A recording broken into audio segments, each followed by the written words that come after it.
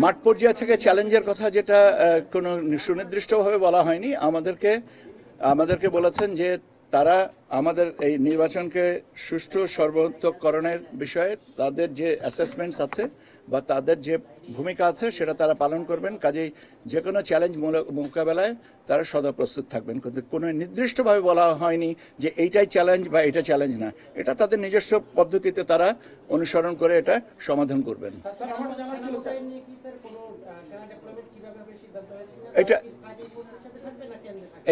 এটা তো বললাম যে তারা আজকে যে এই যে ব্রড ফ্রেমটাকে বলে দেওয়া হয়েছে, আউটলাইনটা যেটা করে দেওয়া হয়েছে সেই অনুযায়ী তারা ওনাদের ডেপ্লয়মেন্ট প্ল্যানটা করবেন। যেটা আমি তো একটা প্রথমেই তো বললাম যে এটা ব্যাপার হচ্ছে যে আমরা বলেছি যে সার্বিক সমন্বয়ের দায়িত্বটা স্বরাষ্ট্র মন্ত্রণালয়ের, আচ্ছা, এবং আমাদের রিটার্নিং অফিসারের, তাদের সাথে সমন্বয় করে কেন্দ্রে থাকতে হবে কি স্ট্যাটিক হিসেবে, নাকি আপনার কোন এক জায়গায় রিজার্ভ ফোর্স হিসেবে থাকবে, নাকি স্ট্রাইকিং ফোর্স হিসেবে থাকবে, এটা ওনারা গ্রাজুয়ালি তৈরি করে নেবেন। এটা আমরা রেফারেন্স পয়েন্টগুলো বলে দিয়েছি যে আমাদের প্রয়োজনটা হচ্ছে এইভাবে, আপনারা এইভাবে ডেপ্লয়মেন্ট প্ল্যানটা করেন। কতজনা থাকবেন, কিভাবে থাকবেন না থাকবেন, এটা আরো পর্যায়ক্রমে ভাবে আমাদের কাছে আসবে।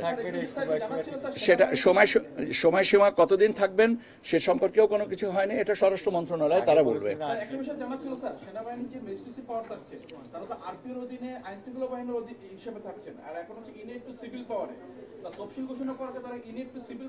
এটা কন্টিনিউ করবে, তাদের ম্যাজিস্ট্রিয়াল পাওয়ার 28শে ফেব্রুয়ারি 2026 পর্যন্ত ইনএইড টু সিভিল পাওয়ার যেটা দেওয়া হয়েছে সেটা কন্টিনিউ করবে।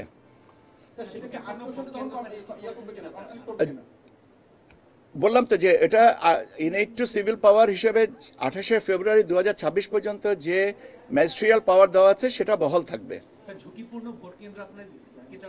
না, এখনো পর্যন্ত ঝুঁকিপূর্ণ ভোট কেন্দ্র আমার কাছে এই তথ্যটা নাই। এটা রেসপেক্টিভ এজেন্সিগুলো তাদের মতন অনুযায়ী করে আমাদের হয়তো পরবর্তীতে আরো জানালে আমি আপনাদেরকে জানিয়ে দেবো। যে ইসির পক্ষ থেকে ডেপ্লয়মেন্ট প্ল্যানটা বলে দেওয়া হয়েছে যে আপনারা এইভাবে আপনাদের বাহিনীগুলোকে সাজাবেন। আমার মনে হয় না যে ক্লাশ করবে কিনা, ক্লাশ করার কোনো যৌক্তিক কারণ তো আমি দেখি না।